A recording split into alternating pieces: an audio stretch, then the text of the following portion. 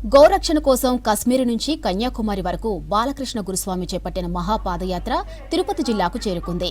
Karakambadi road నుంచి Leela Mahal circle, Kapilatheertham మీదుగా అలిపిరి వరకు పాదయాత్ర సాగింది. ఇక హైదరాబాద్ కు చెందిన అఖిల భారత గోసేవ ఫౌండేషన్ చైర్మన్ బాలకృష్ణ గురుస్వామి ఈ యాత్ర చేస్తున్నారు. గోవును జాతీయ ప్రాణిగా ప్రకటించాలని గత ఏడాది సెప్టెంబర్ 27న కాశ్మీర్లోని లాలా చౌక్ నుంచి గోరక్ష పాదయాత్రను ప్రారంభించారు. ఇక ఇప్పటి వరకు 3512 కిలోమీటర్ల వరకు యాత్ర కొనసాగిందన్నారు బాలకృష్ణ గురుస్వామి.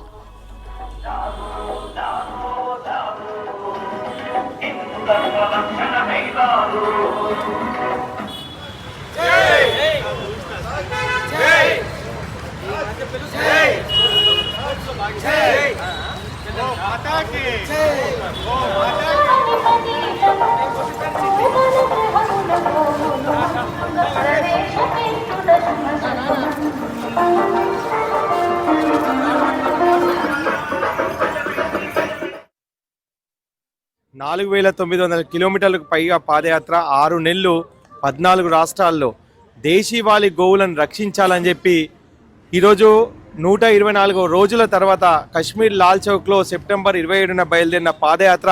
ఈ గోమాత తన గోజాతిని రక్షించుకోవడానికి 6 నెలలు పుంగనూరు ఆవుతో పాదయాత్ర చేస్తున్నాము. తిరుపతికి రావడం జరిగింది.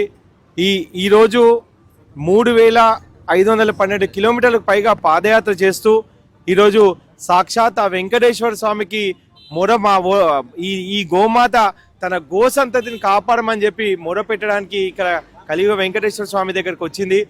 మీ అందరికీ ఒక విజ్ఞప్తి, ఈరోజు ఈ భూమి పూర్తిగా, ఈ పాదయాత్ర ఉద్దేశం ఒకటే, ఈ భూమి పూర్తిగా రసాయనకాలతో నిండిపోయి ఉంది. ఈ భూమిపై రామాయణ మహాభారత కాలం నుంచి కూడా మనము పంటలు పండిస్తున్నాం.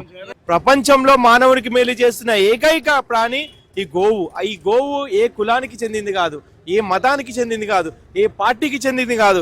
ఇది విశ్వానికి సంబంధించింది. ఈ ప్రకృతి బాగుండాలంటే, ఈ భూమి బాగుండాలంటే ఈ దేశీవాళీ గోవుల రక్షణ ఖచ్చితంగా మనందరి బాధ్యత. ఈరోజు దాదాపు ప్రపంచంలో 40 దేశాలు మన దేశీవాళీ గోవులను వాళ్ళ దేశాలకు తీసుకెళ్ళి అక్కడ బ్రీడింగ్ చేసి, ముస్లిం దేశాలైన ఇజ్రాయెల్, బ్రెజిల్ లాంటి దేశాల్లో కూడా మన దేశీవాళీ గోవుల సంతతి వాళ్ళు పెంచి అభివృద్ధి చేస్తున్నారు. అలాంటి గోవులను రక్షించాల్సిన బాధ్యత ప్రతి ఒక్క భారతీయుడిపై ఉంది. కాబట్టి ఈ గోవు లేకపోతే సనాతన ధర్మమే లేదు, ఈ గోవు లేకపోతే మన బతుకులే లేవు, ఈ గోవు లేకపోతే ఈ భూమి లేదు.